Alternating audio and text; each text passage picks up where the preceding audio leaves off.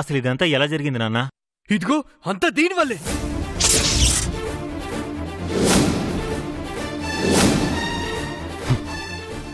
చావే నీకు గతనిపించేలా చేసి అప్పుడు నేను చంపేస్తాను.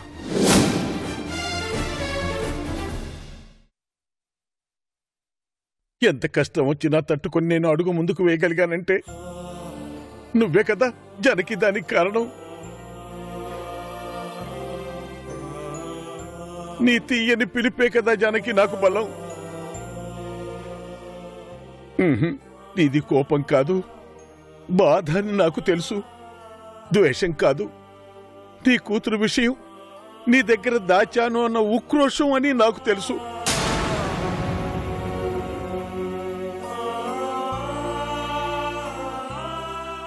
నువ్వు నన్ను ఏనాడు బాధ పెట్టలే జానకి, అది జరగదు అంతే.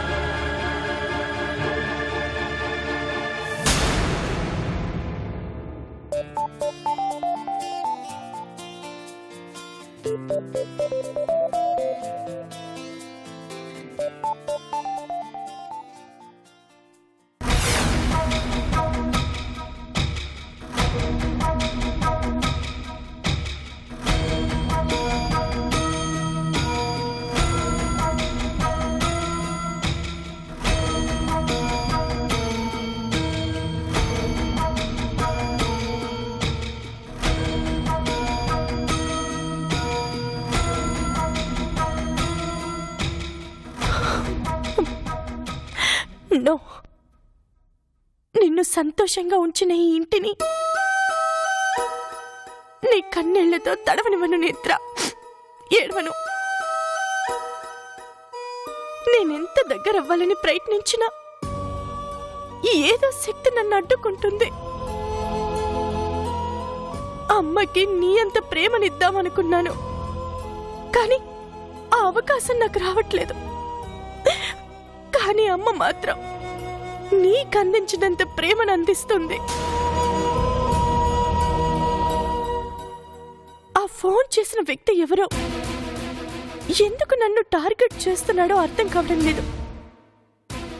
అతనికి నా పేరెలా తెలుసు? నేనతనికి చేసిన అన్యాయం ఏంటి? మధురా, నా ఫోన్ ఎందుకు తీయడం లేదు? నువ్విక్కడికొచ్చావేంటి? ఎవరైనా చూస్తే బాగోదు, వెళ్ళిపో. నన్నెందుకు అవాయిడ్ చేస్తున్నావు? ప్లీజ్ అభి, ఇప్పటికే సాకేత్ మనం క్లోజ్ గా ఉంటున్నామని ఇంట్లో గొడవ చేస్తున్నాడు. సిచ్యువేషన్ కూడా బాలేదు, వెళ్ళిపో అభి. ఏమైంది? నా గురించి ఏదైనా డిస్కషన్ వచ్చిందా? చెప్తే అర్థం కాదా? నీ పాట నీదే కానీ నా బాధ పట్టించుకోవా? బాధ ఏంటో చెప్తేనే కదా తెలిసేది. నాన్నని సాకేత్ని పోలీసులు అరెస్ట్ చేశారు.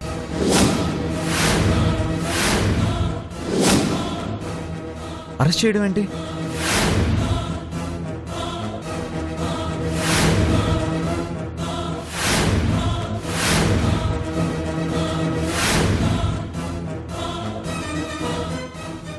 మై గాడ్, ఎవరో కావాలని బుక్ చేశారు. వాళ్ళెవరో నేనే రిఫర్ చేశానని చెప్పారంట. వాట్? వాళ్ళల్లో ఒకడు నాకు కాల్ చేసి, మీ నాన్న తమ్ముడు ప్రమాదంలో ఉన్నారు.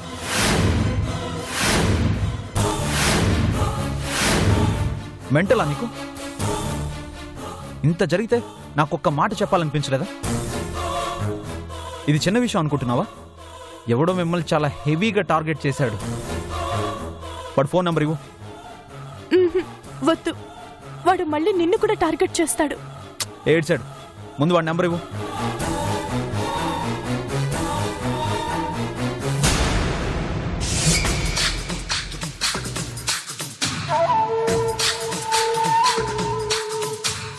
ఏంటి మధురా ఇలా కాల్ చేసా? జరిగిందానికి మైండ్ బ్లాక్ అయిందా, లేక ఏం జరుగుతుందని లైఫ్ బ్లాక్ అయినట్టు అనిపిస్తుందా? రై, ఎవడరా నువ్వు? మధురకి నీకు ఏంట్రా పగ? ఏదైనా ఉంటే డైరెక్ట్గా తేల్చుకుందాం, రారా. ఇలా దొంగచాటుగా ఆడదాన్ని ఇబ్బంది పెడుతూ చేతగాని వాళ్ళ కాదురా, దమ్ముంటే ఎదురుపడి మాట్లాడరా ఈడియట్. ఎవరు బాస్ నువ్వు ఇంతలా రియాక్ట్ అవుతున్నా? దాని లవ్వర్వా? అదే గనక నిజమైతే నిన్ను కూడా వదలను బాస్. దానికి సంబంధించిన ఎవరైనా సరే నా చేతిలో సఫర్ అవ్వాల్సిందే. కాకపోతే లవరు కాబట్టి నువ్వు కాస్త ఎక్కువగా సఫర్ అవుతావు అంతే. నువ్వేం చేస్తావనే దాని మీద నాకు కాన్సన్ట్రేషన్ లేదు. ఎందుకు చేస్తున్నావని మాత్రమే అడుగుతున్నాను. కారణం చెప్పు. చెప్తే తెలీదురాది, అనుభవిస్తేనే తెలుస్తుంది. అందుకే దాన్ని ఒకేసారి చంపకుండా అనుక్షణం చంపుతాను. రాయ్ రాయ్ రాయ్, నేనున్నంత వరకు మధుర నీడను కూడా తాకలేదు.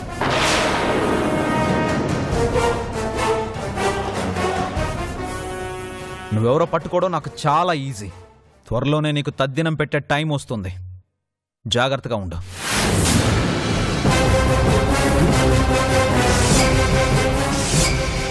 నీకు శత్రువులు ఎవరైనా ఉన్నారా? లేరు. ఓకే, వాడి నంబర్ నాకు ఫార్వర్డ్ చేయి. వాడి సంగతి నేను చూసుకుంటాను. సారీ, విషయం తెలియక అరిచేశాను.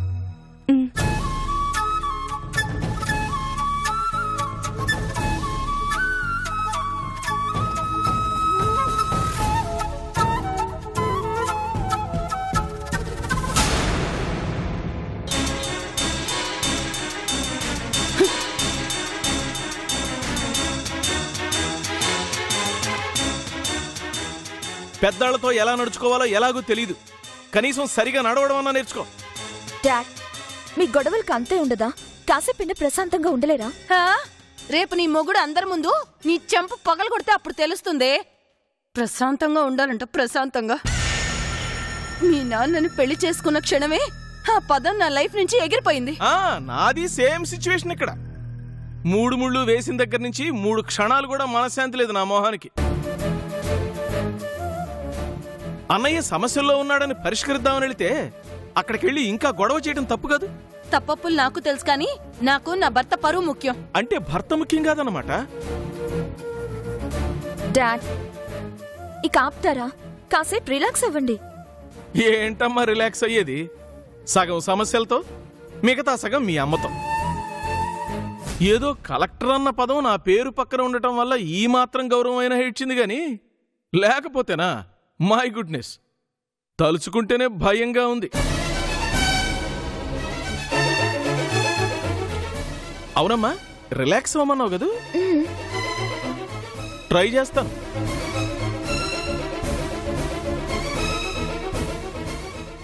చూసావా బేబీ, చూసావా? అంతమంది ముందు చాచి చెంప మీద కొట్టి కనీసం సారీ అని చెప్పకుండా వెళ్తున్నారు. నువ్వు చెప్పు బేబీ, నేను చేసింది ఏమైనా తప్పా? మామ్, మీ ఇద్దరి మధ్యకి నన్ను లాగద్దు ప్లీజ్. మామ్, రేపు మనం గాయత్రి గారిని కలవడానికి వెళ్తున్నాం. లంచ్కి వస్తామని కబుర్చి. అబ్బే గురించి తనతో మాట్లాడాలి.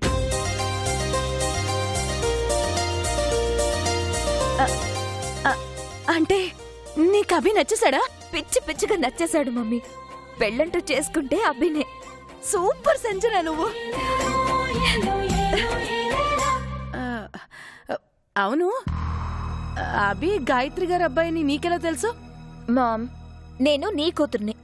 ఇవన్నీ చిన్న చిన్న విషయాలు, బట్ నీ సెలెక్షన్ మాత్రం సూపర్ మామ్. నాకేం కావాలో నీకు బాగా తెలుసు, అందుకే అభిని సెలెక్ట్ చేసావు. Thank you ma'am, thank you so much.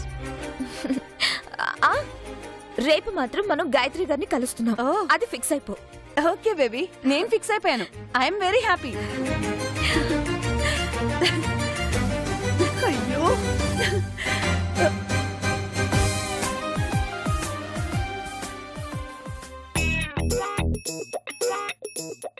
కూతురుకున్నంత జ్ఞానం కూడా లేదు ఈ మనిషికి. అది నన్ను అర్థం చేసుకుంది. కానీ ఈయన జన్మలో అదృష్టం నాకు దక్కదు. అయ్య బాబాయ్, మర్చిపోయాను. ముందు గాయత్రి గారికి ఫోన్ చేసి వెంటనే ఇన్ఫర్మేషన్ ఇవ్వాలి. ఫోన్ ఎక్కడ? ఫోన్ ఫోన్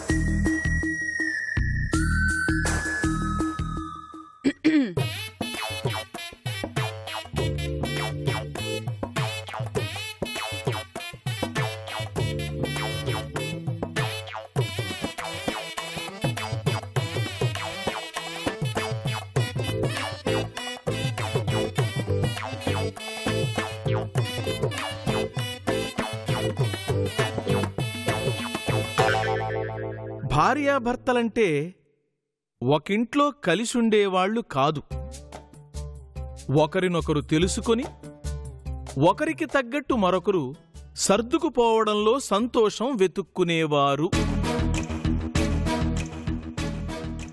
ఇల్లాలు ఇగోలకు పోతే సంసారం సంతలోకి వెళ్ళినట్టే. ఏంటలా చూస్తున్నావు? బుక్కులో ఉంది, చదువుతున్నాను. బంధాలని బంధుత్వాలని గౌరవించలేని ఆడది భర్త మనసుని ఎప్పటికీ గెలుచుకోలేదు. కాబట్టి కుటుంబ పరిస్థితులకి అనుగుణంగా అణుకువగా నడుచుకోవడమే ఉత్తమ ఇల్లాలి లక్షణం.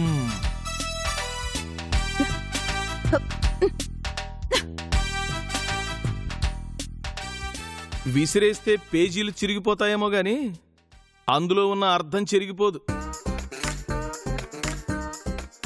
భువనా, మీ ఆయనతో చెప్పవే, నస పెడితే నాకు నిద్ర పట్టదు అని.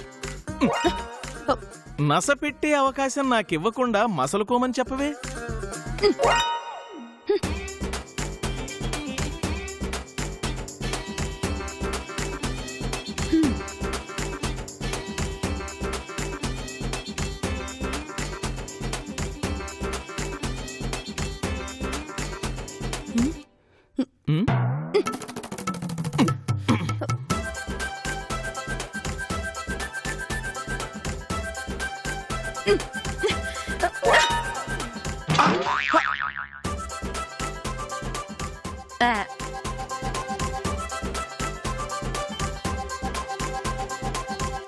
బుద్ధి లేదు కానీ అమ్మా బలం మాత్రం బకాసురుడి కొన్నంతుంది. నీ పేరు భువన కాదే, హిడింబి, హుళక్కి, పూతన అని పెట్టుండాల్సింది.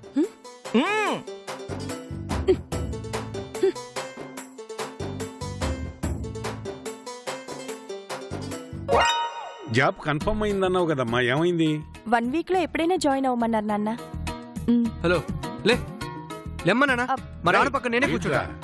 రేయ్ ఉండ్రా, సాగరెక్కడా? రండి అందరం భోంచేద్దాం. నువ్వు ఇలా ప్రేమగా పిలిచి ఎన్ని రోజులైంది జానకి?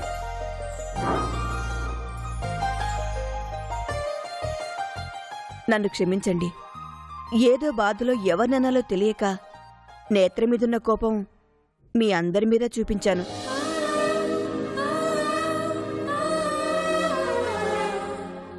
చెప్పా పెట్టకుండా వెళ్ళింది అది. దానికి మీరేం చేస్తారు?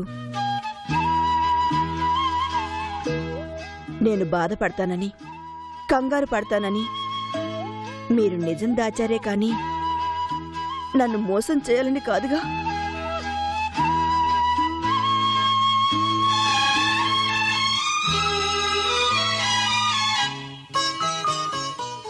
మోసం చేసింది నేత్ర. దానికి ఈ తల్లి మనసు గురించి అవసరం లేదు. దాని లక్ష్యమే దానికి ముఖ్యం.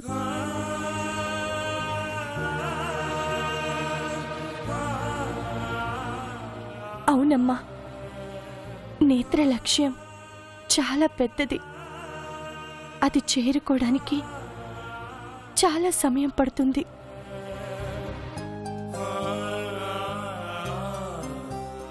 ఎంత సమయం తీసుకుంటుందో తీసుకొని, నేను మాత్రం దాని గురించి అస్సలు ఎదురు చూడను.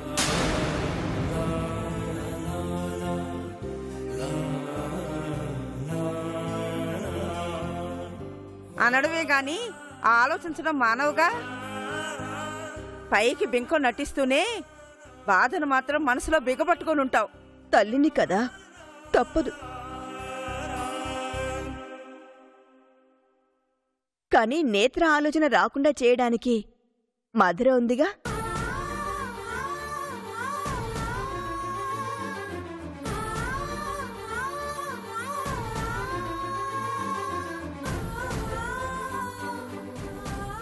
దాని లోటు నాకు మధుర తీరుస్తుంది. అబ్బో తీరుస్తుంది. ఆ మోహన్ చూడు. రై ఊరుకోరా, వెళ్ళి సాగర్ని పిలు. నేను పిలవడం ఏంటి? మీరే పిలుచుకోండి. అసలే మనోడు విరహ వేదనలో ఉన్నాడు. నేను పిలవను. ఉంటే ఉండనివరా, కొన్ని రోజులు పోతే వాడే మర్చిపోతాడు. అమ్మా నువ్వుండు. పద జానకి.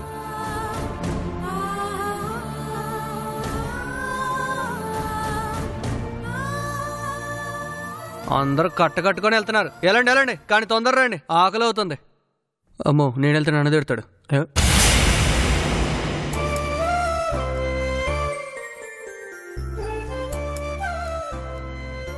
సాగర్, భోంచేద్దాన్రా. నాకు ఆకలిగా లేదమ్మా, మీరు వెళ్ళి తినండి. ఏమిట్రా మొండితనం?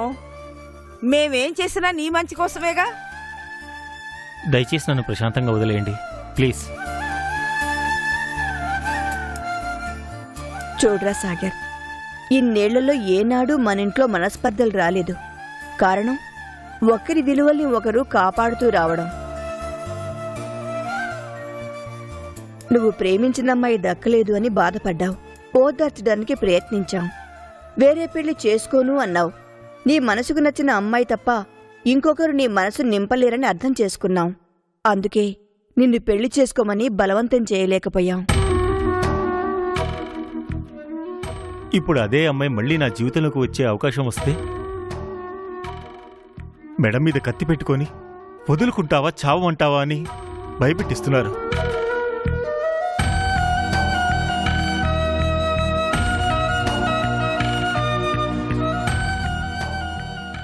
నేను స్వార్థపరుణ్ణి అన్నట్టు మాట్లాడుతున్నారు. నాకు కుటుంబం మీద ప్రేమే లేనట్టు ఫీల్ అవుతున్నారు. నాన్న పోలీస్ స్టేషన్లో ఉన్నారని తెలుసుంటే నేను అలా మాట్లాడేవాణ్ణి కాదమ్మా. నాకు నానంటే ప్రేమ ఉంది, మన కుటుంబం అంటే గౌరవం ఉంది. లేదని ఎవరన్నారా? అమ్మా,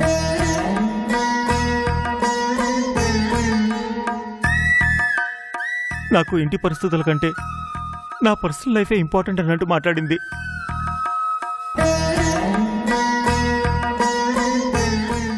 మీరే చెప్పండి అన్నా, నేను అలాంటి వాడినా?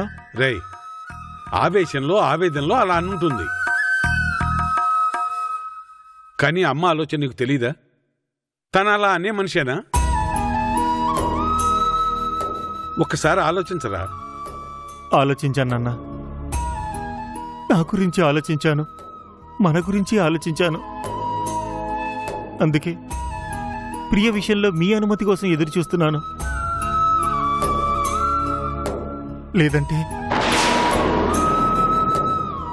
లేదంటే మమ్మల్ని వదిలి వెళ్ళిపోయేవాడువారా? వెళ్ళి ఉండగలవారా? ఉండలేకే కదా ఆ ఆలోచన తీసేసింది.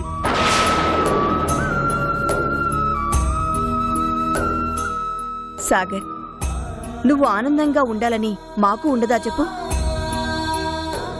నీ ప్రేమని అర్థం చేసుకోకుండా ఎవరో ఒక విధవని నమ్మి నిన్ను కాదని వెళ్ళిపోయింది.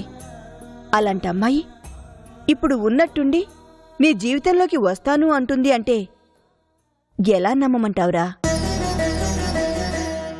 అప్పుడు ఇప్పుడు నీది ప్రేమే, కాని ఆ అమ్మాయిది మాత్రం అప్పుడు ఇప్పుడు ఎప్పుడూ స్వార్థమే. ఆ రోజు నువ్వు అవసరం లేదు అని వెళ్ళిపోయింది. ఈరోజు నీ అవసరం ఉంది కాబట్టి నీతో బ్రతకాలి అనుకుంటోంది. అయినా పర్వాలేదు, ఎవరి స్వార్థమైనా నీ సంతోషం మాకు కావాలి అనుకుందాం. కాని నీకు నీ ఎత్తు కూతురు ఈ ఇంట్లో తిరగడం చూస్తే నలుగురు ఏమనుకుంటారో ఆలోచించు. ఎవరికోసమో నా ఆనందాన్ని ఆవిరి చేస్తారా? నా జీవితం కన్నా మీకు వాళ్ళ మాటలు ఎక్కువైపోయాయా?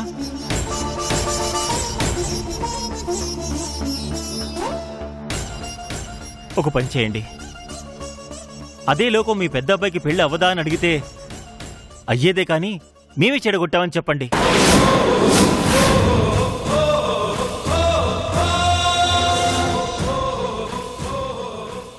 మా ఇంకా నేను పెళ్లి ఒప్పుకోలేదు, కేవలం జర్నీ చేస్తున్నాను అంతే. సారీ అభి, ఇంత దూరం వస్తుందని అనుకోలేదు.